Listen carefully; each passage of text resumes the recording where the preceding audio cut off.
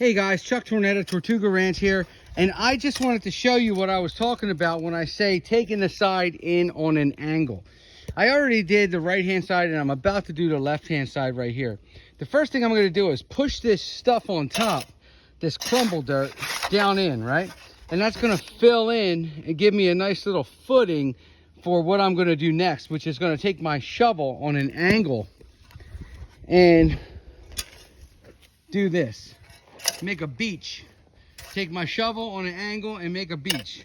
Now when I put the liner in there, all right, so that's a little steeper than most, but that's still plenty of an angle for a turtle to get out, especially an aquatic turtle. This is really what I strive for, something like this. And I may work on this a little more, which is as simple as coming back another 6 inches and just hitting it down and pushing. What am I on, a rock? What is it, a joke? Anyway, see, something like that. So I can make it even more, which I will. I'm gonna make it even more of an angle. But I just wanted to show you what that looks like, and I'm gonna stop, put the phone in my pocket, dig, and then show you when I'm done what it looks like, and you'll see what I'm talking about. Okay, folks, now you can see I altered it, and I am very, very happy with this. Very pleased. This is a much better slope up. Now, any turtle can walk up. Now, I left this side the way, well, I didn't do it yet, but I left this side the way it's rough cut. There's your little uncut gem over there. That's exactly what it looks like when the machine leaves. This is what you have to do with the shovel. Sorry, I'm out of breath, I'm fat. But yeah, this is what you have to do with the shovel. You have to angle it and make a beach out of it. And the reason for that is obvious. You want turtles to be able to crawl out. Now, why is that so important? Well, it's so important for a lot of reasons. One, it helps the animal get in and out. Would the animal be able to get out if you didn't do that? Probably. But it would sit there for a while, and animals like box turtles or you know, kind of lumbery animals would have a really hard time getting out. But the real reason why I do this is because we are going to have males and females. Ultimately, it happens, right? It's what you do. So when they breed, the male will clasp on to the female and usually hold her underwater, which is where they tend to breed, underwater.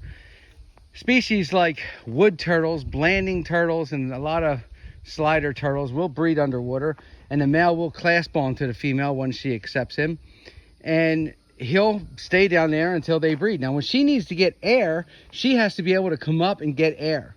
So if it's too steep, if it's just a straight cutoff like we had, straight up and down, she's going to have problems. And that's where a lot of new turtle keepers or less experienced breeders actually have issues because they could lose females that way.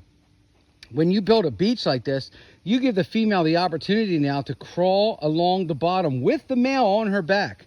I mean, she's just going to take him like a backpack right up there with her. She's going to crawl right up out and take a nice breath and then go back in, and everything's going to be fine. And this is why I do this. Besides, obviously, making it easier for them to come out. Does it take a little bit away from the inside of your pond? Yes, it does. I mean, it takes a little bit away. Instead of going straight down, now you have an angle. And that angle is out. I'm telling you, it's out over 3 feet.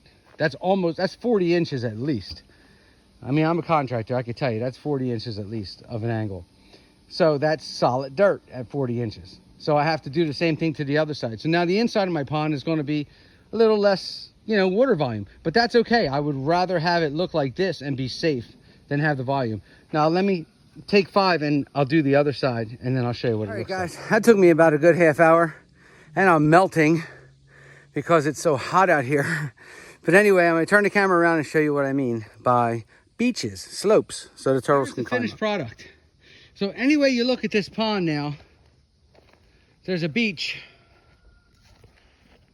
There's a big slope beach.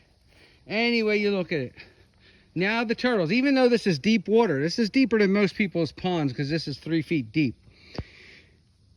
But even if you have a 3 feet deep or a 4 feet deep pond, you still need to angle your sides. Turtles need to be able to climb up and climb out. Breeding turtles need to be able to come up and get air. So folks, this is how you build a turtle pond, taking into consideration of the turtle. Now, if it's a shallower pond, that's fine. My front pond that has my Blandings turtles in it is only 20 inches deep at the deepest point, because it's more of a vernal pool, right? That's kind of where they live in nature. So that's what I did. And I did the same thing. It's angled. They can walk right out. Same thing. No matter how deep your pond is, you just have to, if the pond's deep, it's a longer slope. That's all. This is a 40-inch to 48-inch slope in some places. If it's a shallower pond, yeah, maybe you only have a 1-foot slope, but you just have to slope it, okay? Now the next step is we're gonna put the wood around this thing, drop a liner in it, throw the hose in it, fill it up with some well water, and start the decorations. Thanks for tuning in.